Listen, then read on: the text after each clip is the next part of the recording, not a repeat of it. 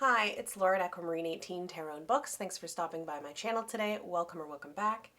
In this video, I want to share with you the newest Oracle deck in my collection, and thus far, my only deck purchase of the new year of 2025.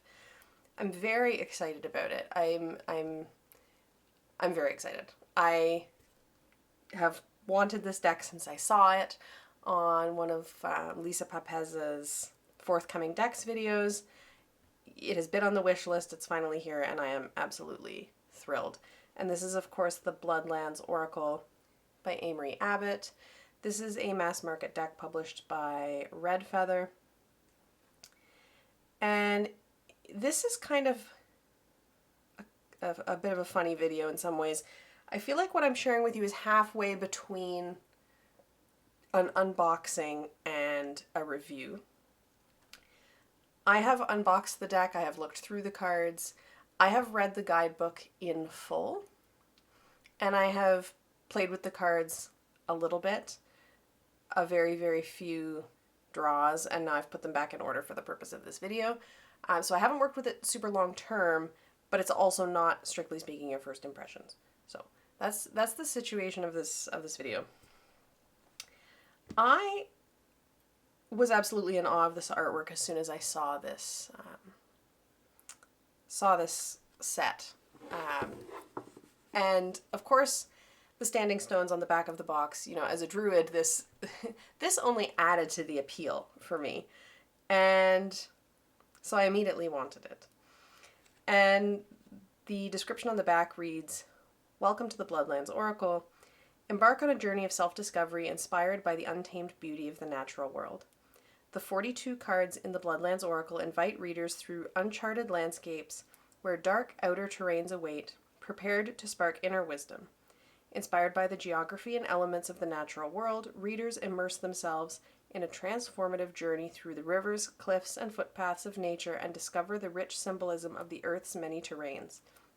The Bloodlands Oracle beckons readers to embrace the wild landscapes of their soul, where they may find their deepest inner world reflected in wood, water, and stone." I think this deck is absolutely fantastic. I'm so excited. So the box has some kind of metallic on it in the text here and in the front. The box is a magnetic closure box. The cards sit in here. Here we have a quote, "Every facet of the world is awake, and you within it," from David Abram. I have read one of David Abram's books, Becoming Animal, I think it is, and he has another one which I think is called Spell of the Sensuous, which I also am very interested in reading. And the cards just come in here in a band, but I've taken them out in anticipation. Now, there's also, of course, a guidebook that is the same size as the box. It's quite a chunky one. It is 112 pages. Each card has a black and white. I mean, the artwork is black and white. So each card has a black and white image of the card, which is very close to full size, actually. And then a title, keywords, kind of upright meaning, reversed meaning. They're numbered. The cards are numbered and they're numbered in the book, so it's easy to navigate. They do have an elemental symbol system, so each card has a glyph for one of the four elements or a circle for spirit.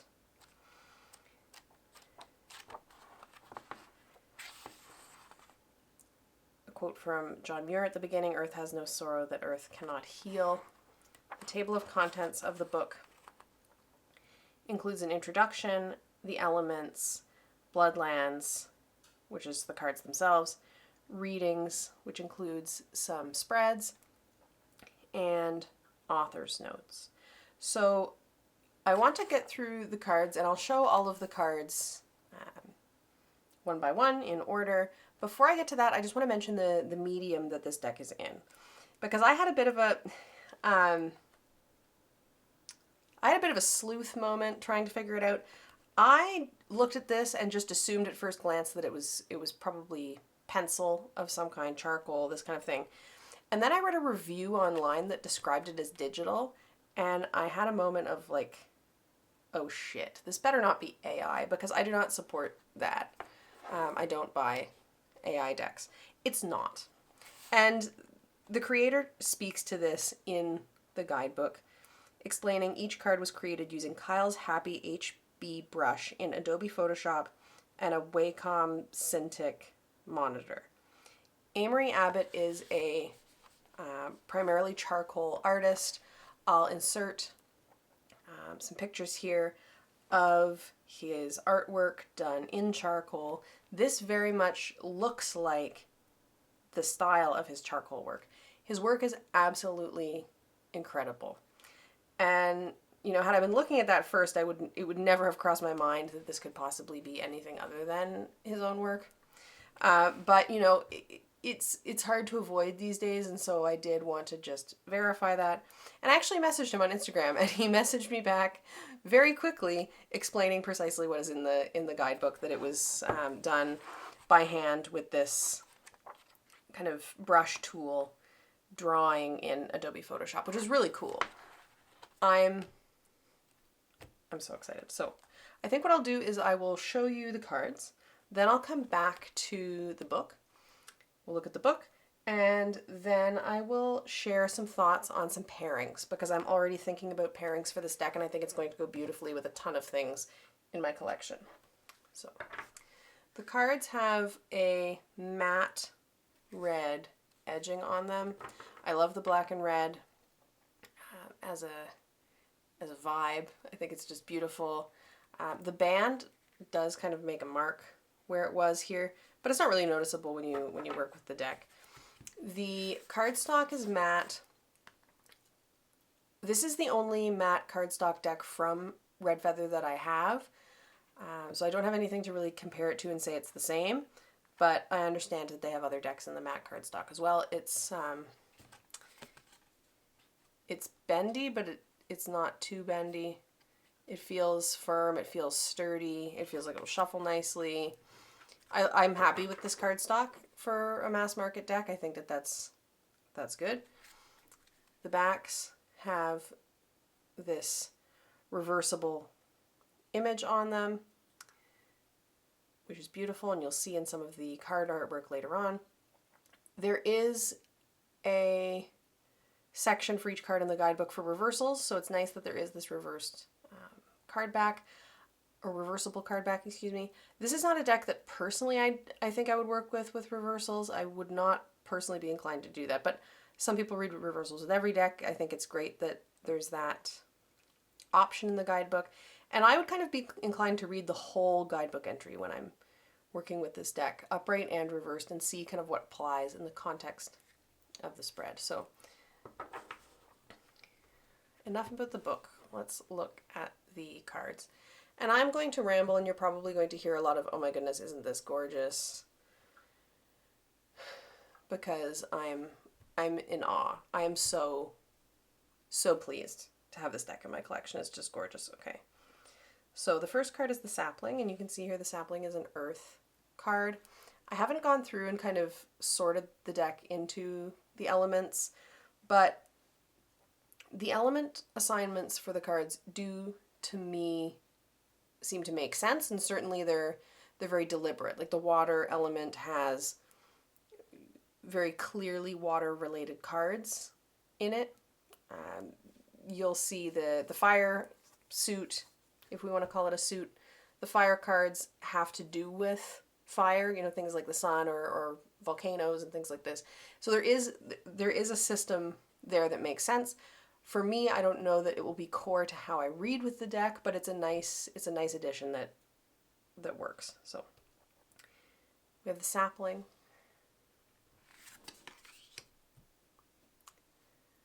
The footpath. The footpath card makes me think of Sarah Ahmed talks about desire lines, or lines of desire in her work, where which have to do with where paths are created by people repeatedly walking in a particular direction that's not where the designated footpath is. Like there might be a sidewalk, but that desire path is formed when people walk off the sidewalk to maybe make a bit of a shortcut or something like that. This footpath reminds me of that kind of following in footsteps aspect. The dolmen. Again, this deck is a dream deck for a druid, in my opinion. There's nothing in the guidebook or anything to suggest any kind of affinity to druidry on the creator's part or anything like that, but certainly this kind of nature-based with different stone formations and things, you know, this just makes my druid heart happy. Darkness.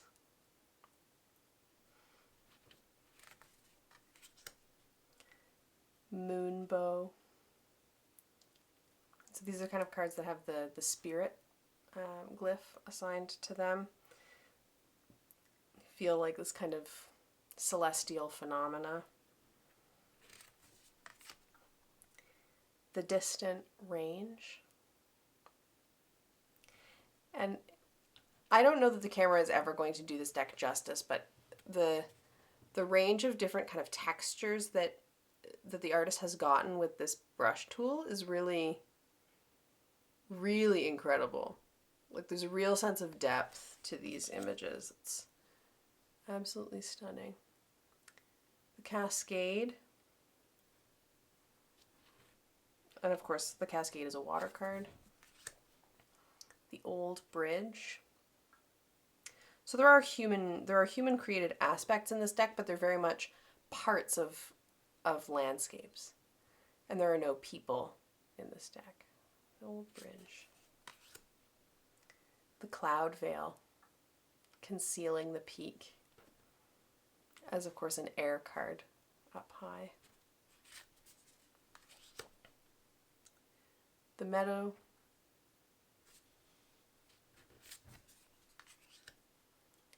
The Lightning Strike.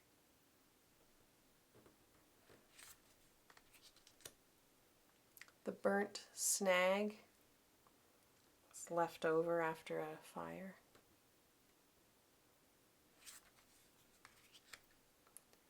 The Cavern. Just so beautiful. Shadow.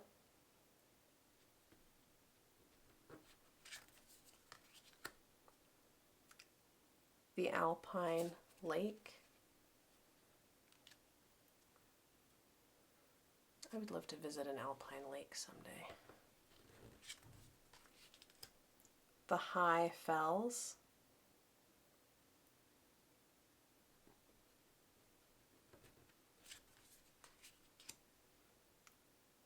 The Mountain Pass.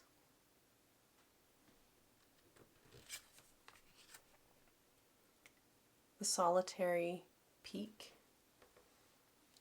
This card kind of makes me think of like rugged individualism in a particular sort of way, but also self-sufficiency, maybe loneliness, remoteness, aloofness. There's so much that you can get from cards like this.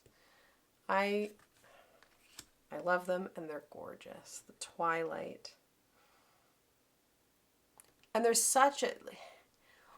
What Amory Abbott can do in terms of capturing light in black and grayscale medium is just incredible. The Tomb.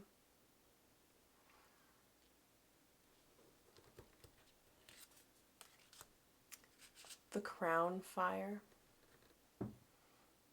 Crown fire, of course, where a fire is big enough that the crown of the forest is affected. This is explained in the guidebook, so if there are things here that you're not familiar with or that you're not sure what it is, the guidebook does do a great job of explaining all of those things. The Burn.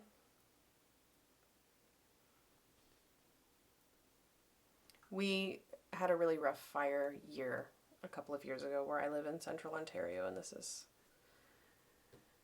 It's a lot. Headwaters. A river beginning as a stream. The river.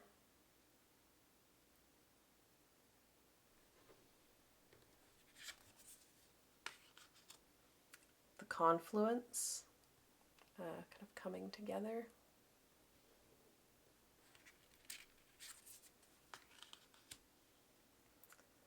The falls.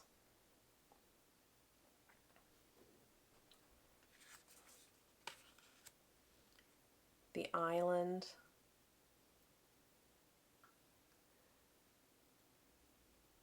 Amazing. This reminds me of, you know, some places that I like to canoe.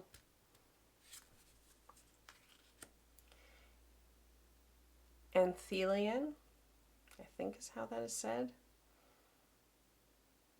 And you can see that's where the image on the back of the cards is drawn from, is this card. Again, in the spirit section of the deck.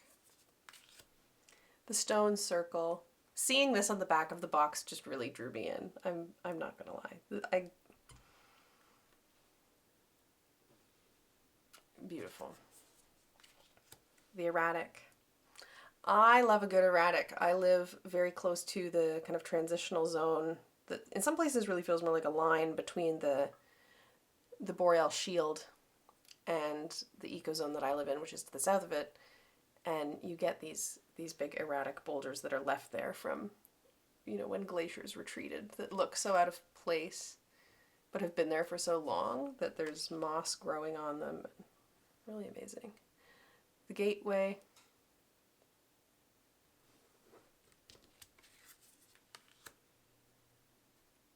Eruption. I really like the little white single line border around these cards. I think that was a really beautiful choice. It makes them feel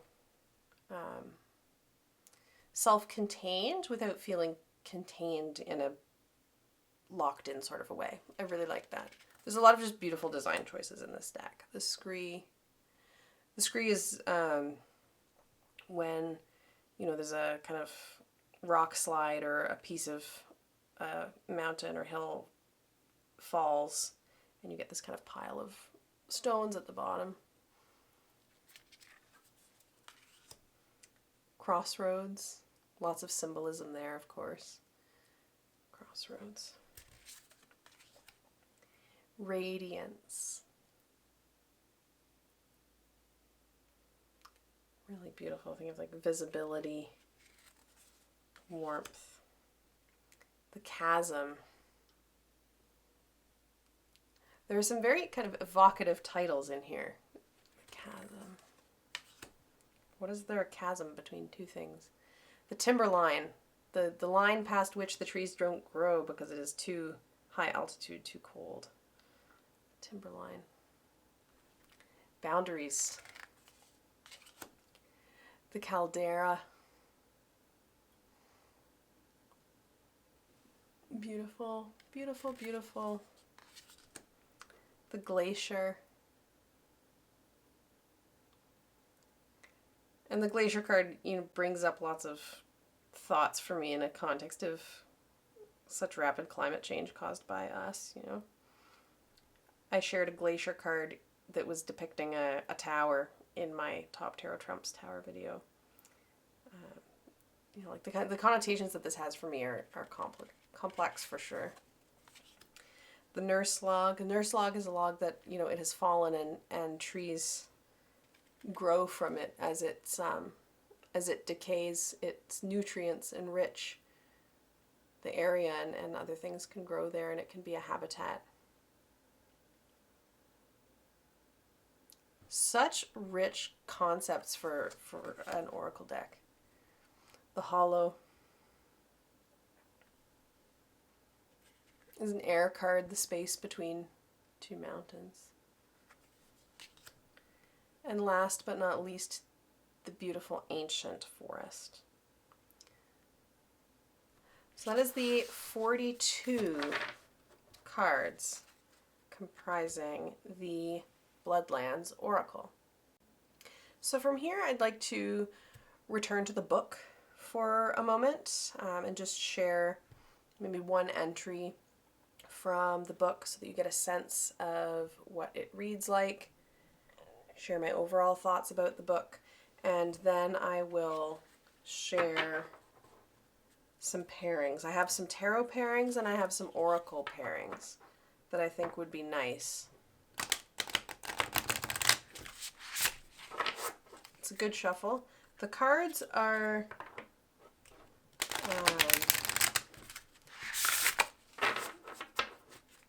not too big to easily, at least for me, overhand. They don't stick to each other, they don't clump, they slide nicely, but they don't go all over the place.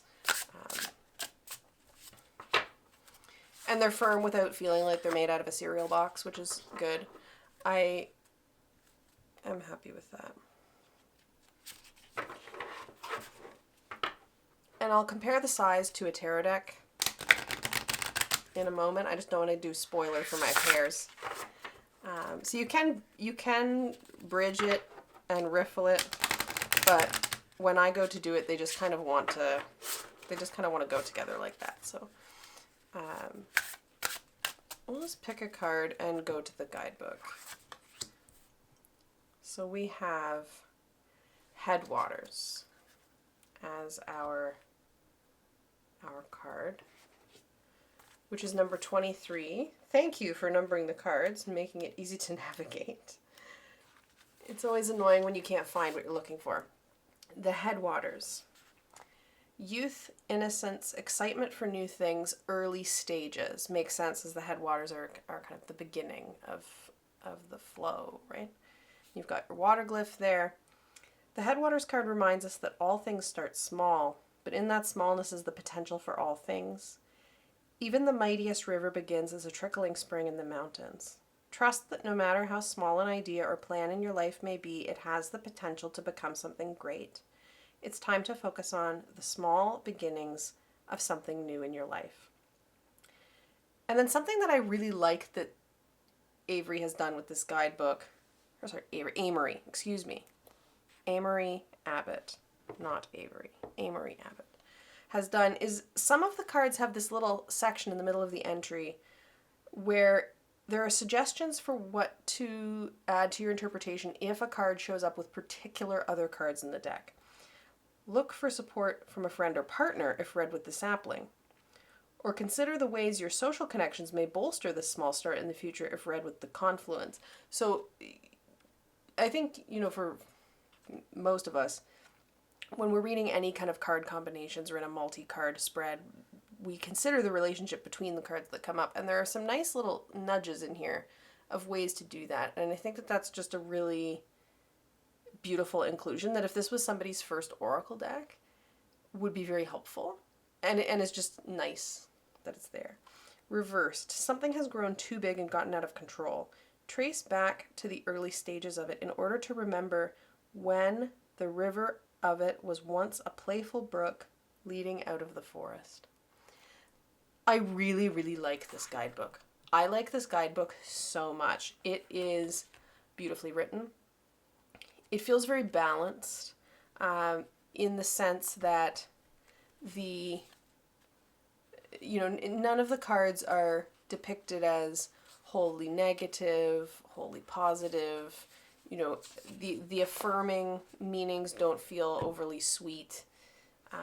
The perhaps more difficult meanings don't feel, horribly ominous, but it feels multifaceted.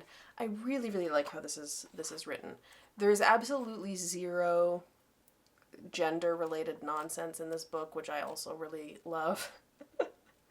Which I hate that I have to mention, but there's so much gender binary nonsense in so many guidebooks that I feel the need to mention how pleased I was to get to the very end and just find none of that. So I really like that. There's an explanation of each of the elements briefly. If you're a tarot reader, this is going to be very familiar to you. If you're not a tarot reader, this may be new to you, and it might be a really nice component to bring into your readings. Now, there's a brief introduction, the elements, then you go straight into the cards. And then at the back of the book, there is another few quotes there, from one of my absolute favorites, Robin Wall Kimmerer, author of Braiding Sweetgrass, and more recently, The Serviceberry. She also has a book on moss, gathering moss. The land knows you even when you are lost. So there's a section on readings and ways to conduct a reading. There are 3 spreads, one of which is a single card draw, but it comes with, I will say, for a single card draw, there's a fair amount of explanation in terms of interpreting it or kind of framing the one card draw that I think is really nice.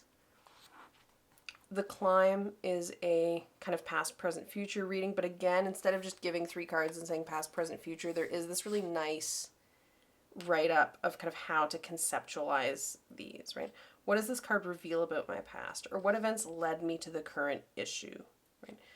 There's some really nice suggestions here that even as an experienced reader, it's giving me new things to think about.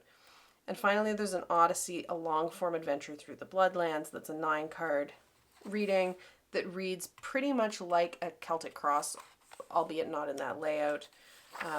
I can't imagine, personally, in my practice, I cannot imagine doing a 9-card reading with this, besides the fact that my table just isn't that big.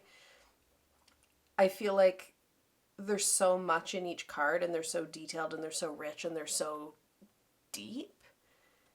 I would feel overwhelmed with 9 of them, but there is an option here to do a 9-card reading. And then at the very end, we have the author's note. There's a picture of the artist Amory Abbott there, and he discusses developing the deck and starting work. Sorry about the shadow there. Starting the work on the deck in spring of 2020, which is of course when so many things changed for all of us, and turning, to creating this deck is kind of, while processing that and incorporating his charcoal style into this project. So he notes where he lives and works, which you'll read right here, with a land acknowledgement.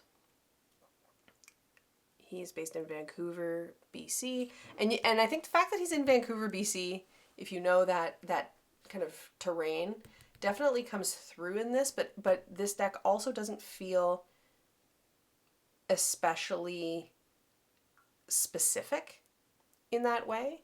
Like, it's not like reading with a deck that's very, very precisely keyed to a single geographic location. I can definitely see British Columbia in this, but not in a way that makes it feel British Columbia themed, if that makes sense. He has a small section here just on cartomancy, a bit on reversed cards, that you can decide for yourself whether you want to read reversed cards, and finally explaining the use of the Kyle's Happy HB brush in Adobe Photoshop as the medium that he used.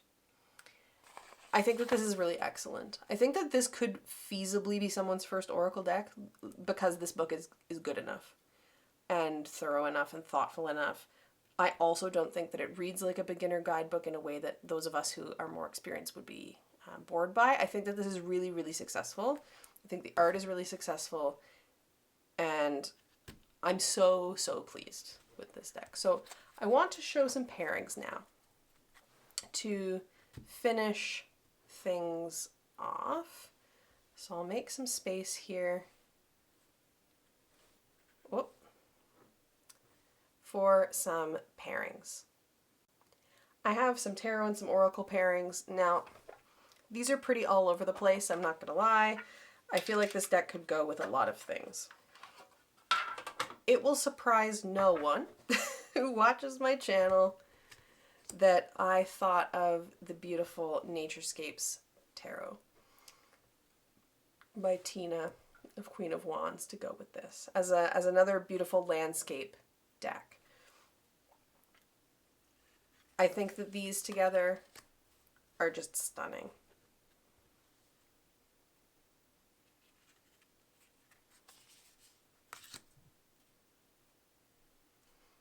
I could definitely imagine doing maybe three tarot cards with one of these oracle together, and the effect just being really, really beautiful.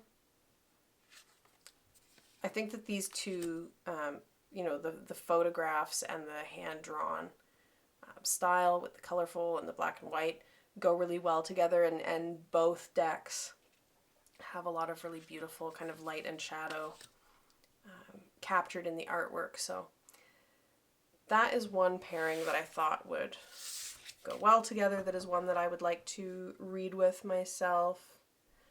Now, the next option I thought of is a deck that I love, that you all have seen on my channel so many times, that is one of those more geographically specific decks to the region where I live, the Great Lakes Tarot.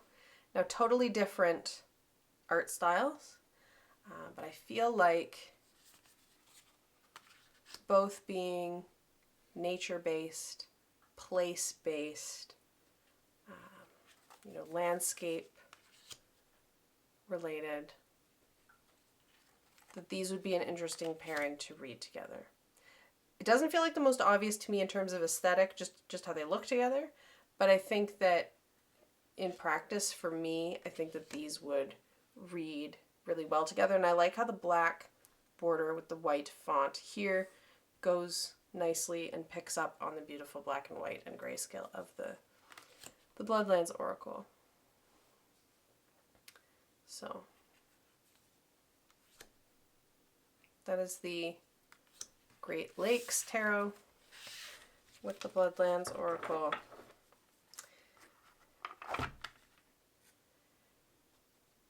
As another option. Now, another one I thought of, this is in a box that I made. This is in a box that I made because the box that it comes in is huge. One that I thought might just look beautiful alongside the Bloodlands Oracle. It's a beautiful Dust to Onyx Tarot by Courtney Alexander.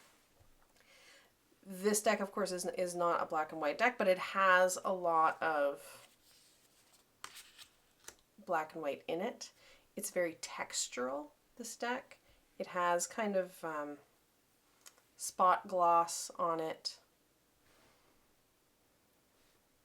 Similarly, a capital font in the bottom. And this is very much a people-based deck, right? So to put it with a oracle with no people in it is interesting. I think that these look really pretty together.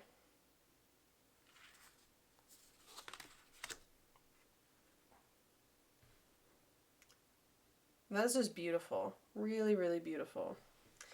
And I promised I would compare sizes, because this is, of course, this is not a standard tarot size. This is standard tarot size. So it is taller and substantially wider. So it's Dust to Onyx. Look at how look at how beautiful. Look at that. That looks fabulous, if I do say so myself. Oh, look at this. Gorgeous, gorgeous, gorgeous. So that is the Dust to Onyx by Courtney Alexander, which also has this beautiful matte gilding.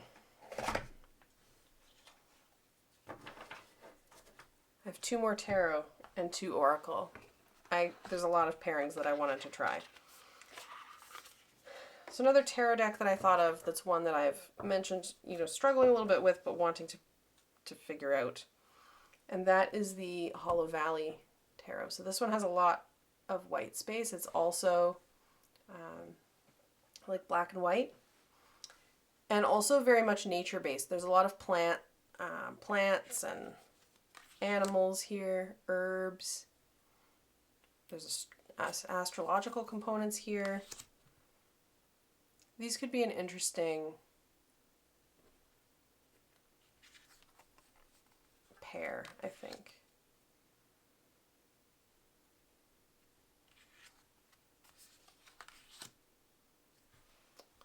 if you wanted to have a more pip deck option, because the minors in this one are definitely on the pippish side of things.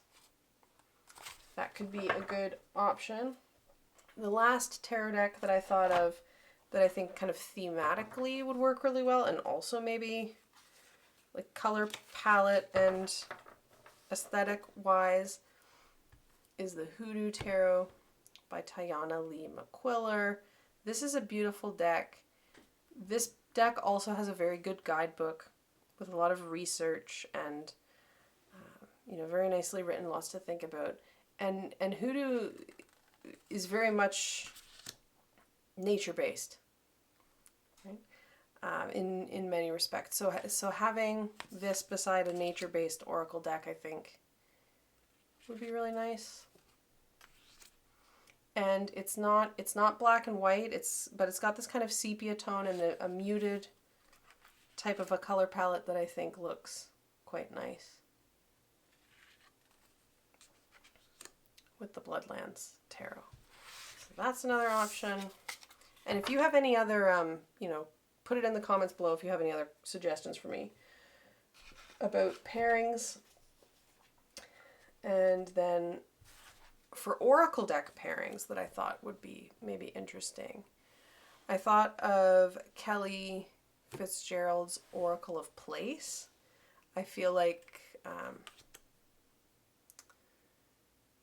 you know, again, it's not a black and white deck, it's not a monochromatic deck, but I feel like it's complementary. And with these cards being so large, I was kind of thinking about physically smaller oracle decks that could go with it, because I just don't have a lot of space on my table. So this is a nice pairing, I thought. And finally, I'm thinking about how I might like to read with this deck and thinking about things to put it with. I feel like it might be really nice to have a reading that incorporates having a feature of a landscape, like what is in the Bloodlands Oracle, and maybe that is paired with having an animal. My animal of the month is tortoise, with Tegan's Animal Gnosis. We're talking about tortoise this month. So this is the 100 ink animals. These are drawn with pen, I believe. And also, you know, the very limited palette of these being black, white, and grayscale. I think that this is really cool. I almost want to do, could do a kind of supportive reading with a landscape feature, an animal, and then maybe an herb deck or a plant deck. Maybe something like Dirt Gems, which is quite colorful, could go with this. La Flora Tarot is black and white and has a stippled art style. I think La Flora Tarot could look really good with this. Which of course I forgot to bring to show. So that's the 100 ink animals. And that is my thoughts on the Bloodlands Oracle. I'm so happy to have this gorgeous, gorgeous deck in my collection, and what a beautiful accomplishment this deck is, with a very talented Amory Abbott. Thank you so much for sharing your artwork with us, and I really look forward to working with this deck. So I'll share in coming videos, you know, in the coming kind of months and year, you know, how I get on with this deck. But I already know that it is going to be an extremely fast favorite. I'm thrilled to have it. Thank you so much for watching, and I'll see you again soon.